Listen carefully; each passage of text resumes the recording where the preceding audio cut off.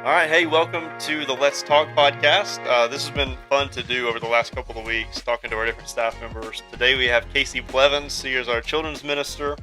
Has been here for a few years, but really for a really long time. Growing up here since you were a kid. And so, Casey, you've been a part of Poplar Ridge really your entire life. What has been your favorite memories about growing up here?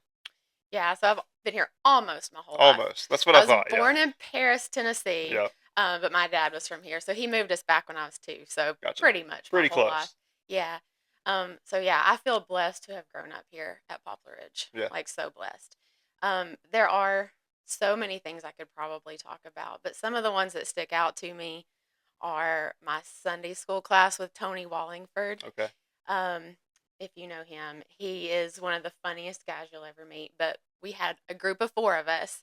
It was his daughter Sarah Wallingford, me, Kimberly Tipton, and Jimmy Dempsey, and Mm, we had the best time. Those yeah. 2 years with Tony as our Sunday school teacher were some of the best memories of my life. After that, I would say that hanging out at Brad and Shauna's house. Right. Um, and it wouldn't necessarily be in that order. I don't know. They're both just big memories I have from Poplar Ridge. Brad and Shauna allowed us to practically invade their home every single Sunday night Yeah. and Wednesday night, and my parents would have to call them and say, "Please send my daughter home," because I would have stayed forever probably. Yeah. I loved being there and loved them. And as I got older, I started serving here more, and one of my best serving memories of being younger but serving was serving with Nancy Hale. She was our admin here Yeah. at the church for a long time, and I would come up here with my sister and we would help her chop things and fold bulletins, and that's another great memory. That's cool. So I know that your dad grew up here because I've seen the pictures. When we do Yes. Pathway, I always like to point him out and just tell the story of your family. Were your grandparents also here too growing? I mean, they Yes. were. If I remember correctly, your whole family was kind of here towards the beginning of the church, right? Yes. Yeah. Yes. So how did growing up in that environment shape your faith? Because like you have a history of your family being here at I Poplar do. Ridge. At least 100 years. Yeah. Over 100 years. I love to dig into history. It's something that people might not know about me. I was a history major in college, so I just Yeah. love to go back and look through records and read things and learn things. But so yeah, my dad grew up here.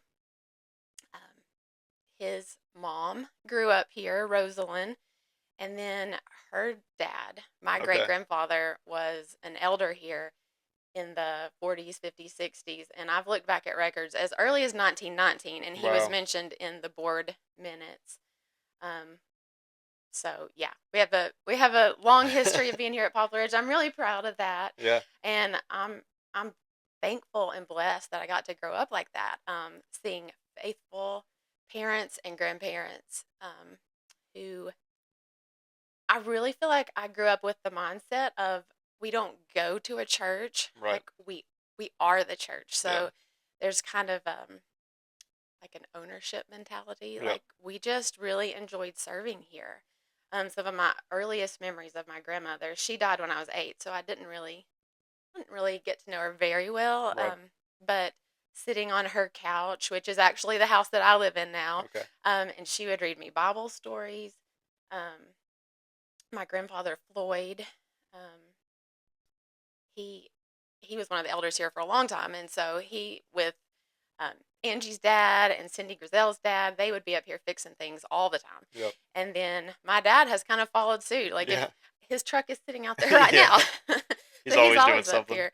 Yeah, and so just serving up here was just kind of a way of life, and it wasn't something that we ever felt like we had to do. We just wanted to do. Yeah. Um, we all have just loved Poplar Ridge and loved being up here, and my hope is that my children will fall in and kind of Yeah. want to do the same thing. That's awesome. So you grew up. Well, you not grew up. You spent most of your adult life as a teacher in the school system in whatever role that was. And so 3 years ago, you come on staff at Poplar Ridge. How did God lead you from the classroom into ministry? And maybe how did the classroom help you in your ministry now? Well, I have always known that God made me to be a teacher, in some capacity.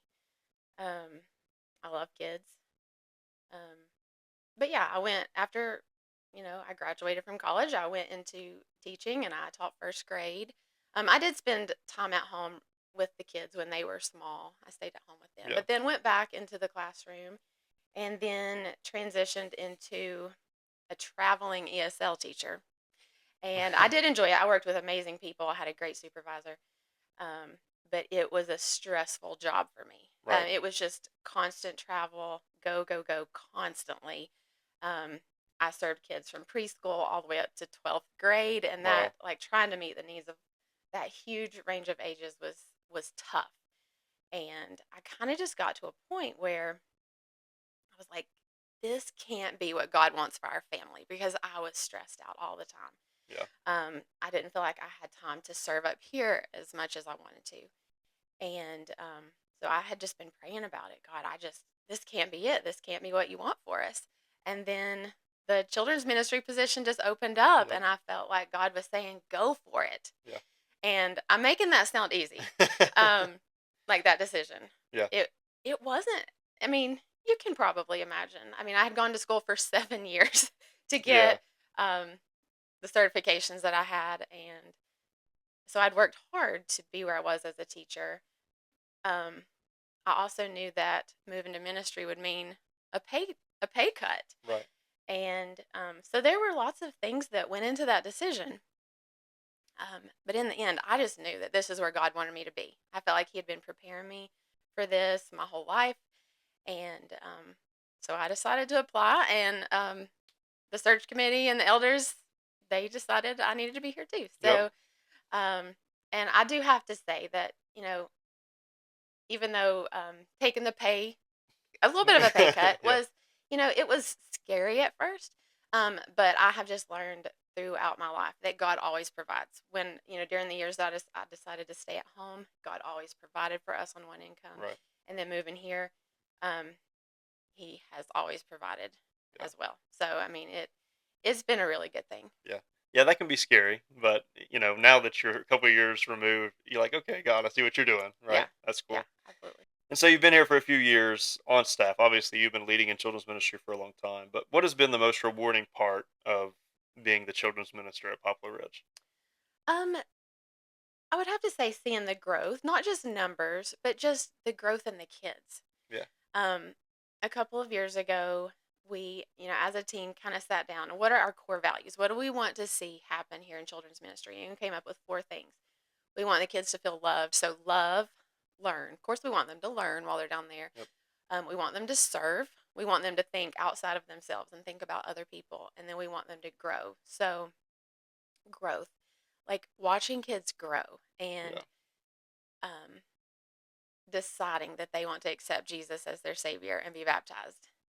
So exciting. Right. Those days where I get to be a part of that is just really, really rewarding and just fun to be a part of. But yeah. Yeah, that's cool. So what excites you most about what's going on in Ridge Kids right now? Every Sunday I feel like we have new families, like new Yeah. faces, and that's very exciting. Yeah, I love that.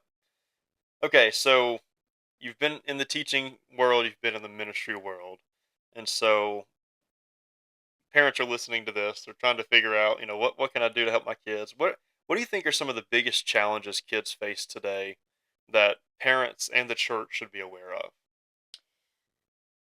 Phew, that's a tricky one It's a because hard question. I'm still Yeah, in the trenches of parenthood that's true. myself, Yeah, so I still feel like I'm figuring things out. But right. um, just I started teaching in 2006, and so 20 years ago, just in a short 20-year span, the technology has just boomed in 20 years. And technology can be a really great thing, but it can also be kind of a scary thing too. And so kids are just on it all the time. And I this is a tricky one because all Yeah, families yeah. have their Right. own way of doing things, and I don't want it to come across as like my Yeah. way is Right. the only, or I know best. But kids are on their screens way too much, and Yeah. like I feel like we're starting to see effects of that, like not being able to pay attention and sit down. And Yep. but even going even farther than that, the social media, even though young kids typically aren't on it, Yeah. some of their peers are, and there's a lot of pressure from kids these days to be a certain uh, be a certain way or do a certain thing, or um, I also feel like kids are growing up a little bit too fast these Yeah. days. Yeah. So that's something that I worry about. Um, like I always wanted my kids to stay little as long as Yeah. possible. Right. Not for me, not for myself, but I wanted them to have a fun childhood and not worry about like grown up things too early. So those are Right. some of the challenges that I see. Yeah, I think that that's huge. And I was looking at some stuff yesterday. I think later in the semester in the fall, we're going to do a redeem the screen elective for parents and adults and all that stuff. So hopefully, maybe we can talk about some things Yeah. and help out there.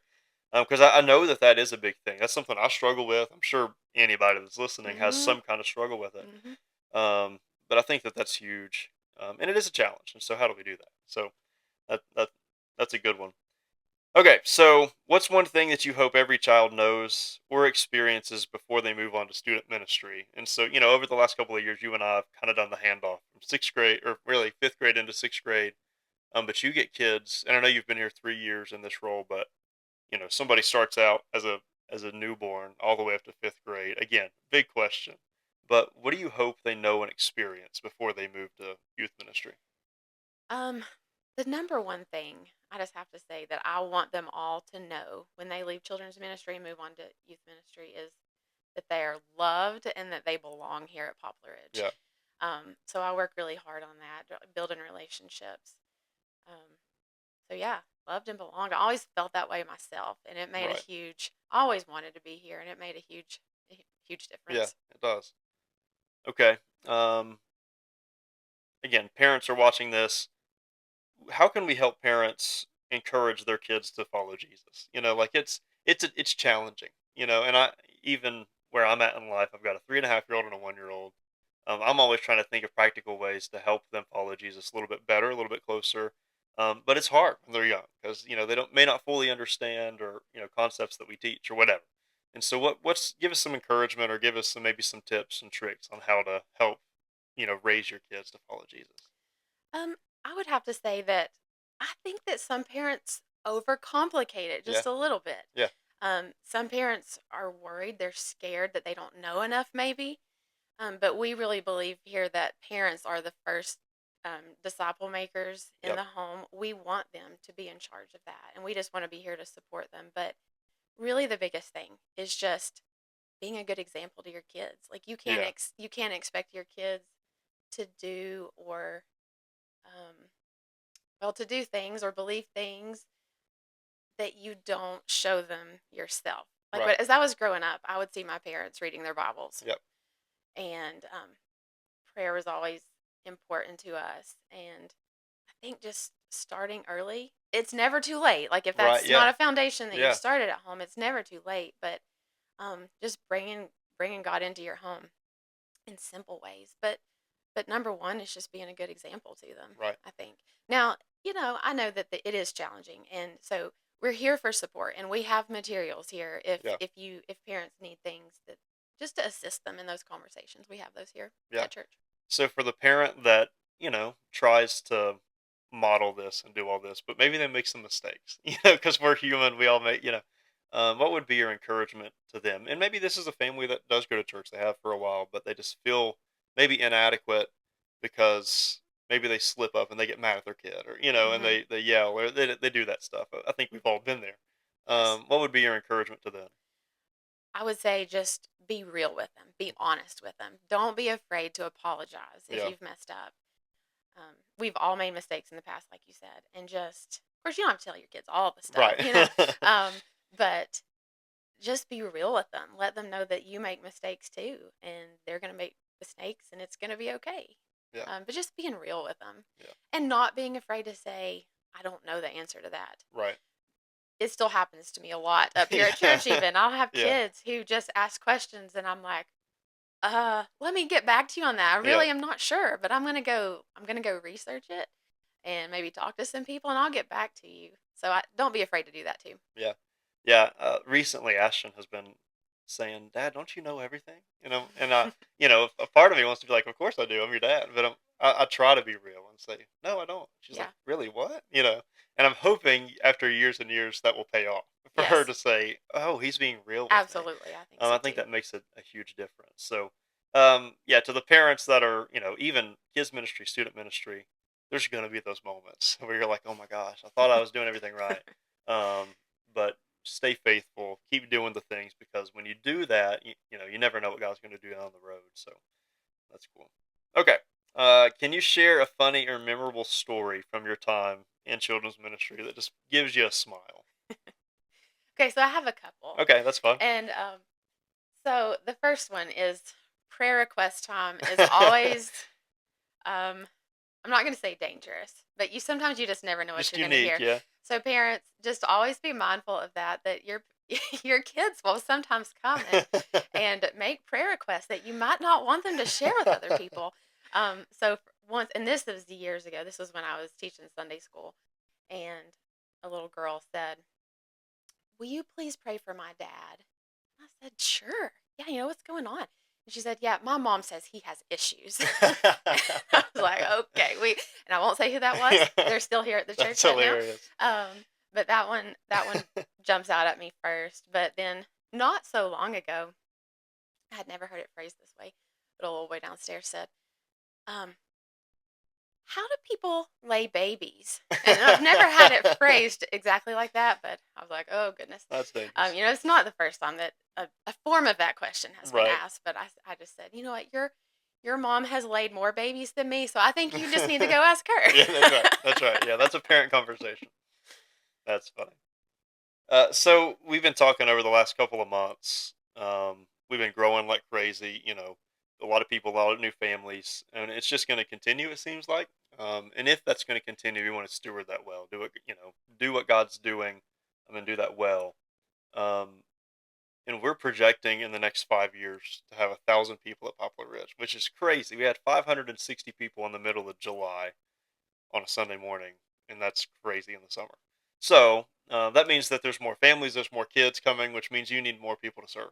And Yes. so, one of the things that we've been hearing from churches that have experienced the growth we've had is you need to act as if you are double your size when it comes to volunteers, when it comes to whatever. And so, kind of make a little bit of a plug here to say, hey, we need some volunteers.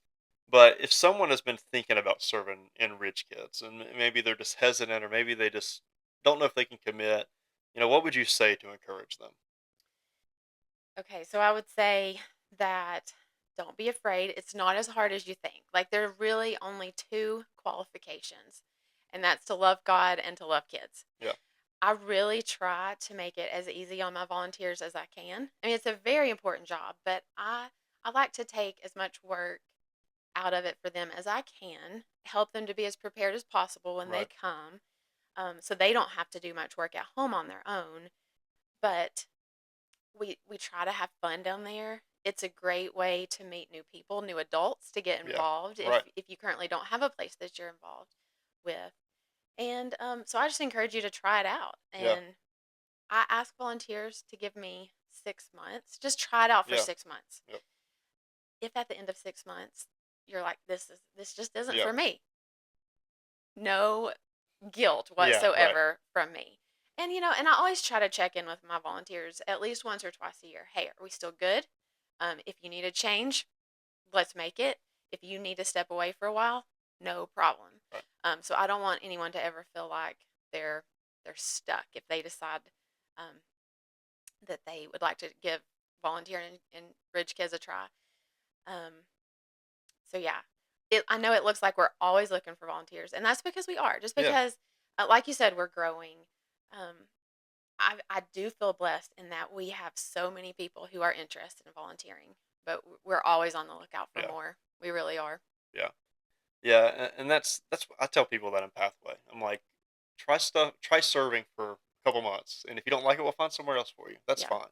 Because sometimes you have different interests, different timing, different responsibilities, whatever. But yeah, give it a shot. And it's one of those rich kids student ministries, one of those ministries where um, you may not even see the impact you're making now, but years down the road, you'll hear somebody say, "Oh, I remember when you were my Sunday school teacher. You mentioned that Yes. earlier about yours." Yes. And so it makes a difference. It really does.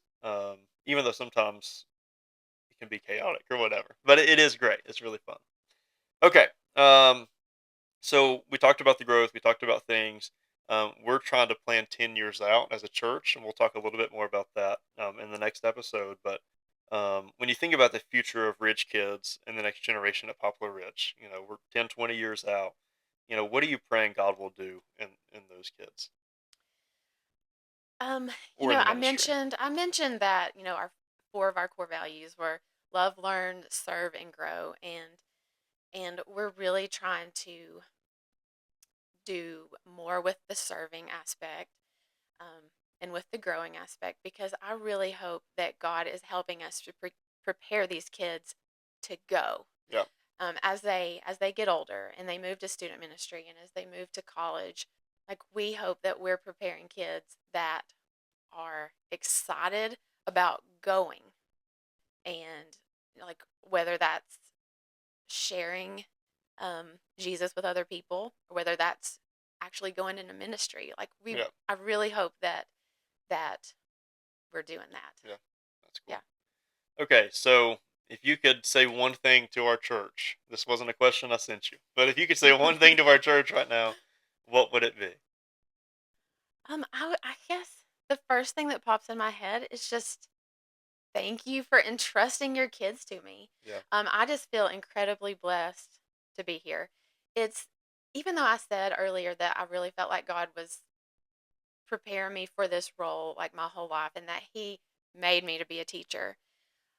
If you had asked me 20 years ago, would you ever be the children's minister at Poplar Ridge, I would have said no. Right. Like, that was not in my plans at all. Yeah. And um, I'm just I'm so incredibly thankful to be here and feel blessed to be here. And so I'm just thankful to our church that for allowing me to, entrusting their kids to my care. Yeah. I take it very seriously, and I'm just glad to be here. Yeah. Well, that's awesome. Casey, thank you. Thanks for the conversation. The next episode, Brad and I are going to sit down and talk about what does the next 10 years look like, as if we know, right? But trying to figure out, some planning. We've got some ideas for the next year on how we can make some space that we'll share on that episode.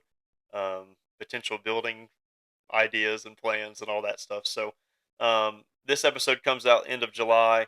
If you're listening today, then or if you're listening the day it drops or the next day, State of the Church is happening on Wednesday night, June 29th at 6:30. We're going to go into some of those plans there too.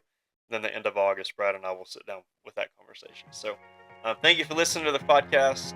Thank you, Casey, for sharing, and we'll see you next month.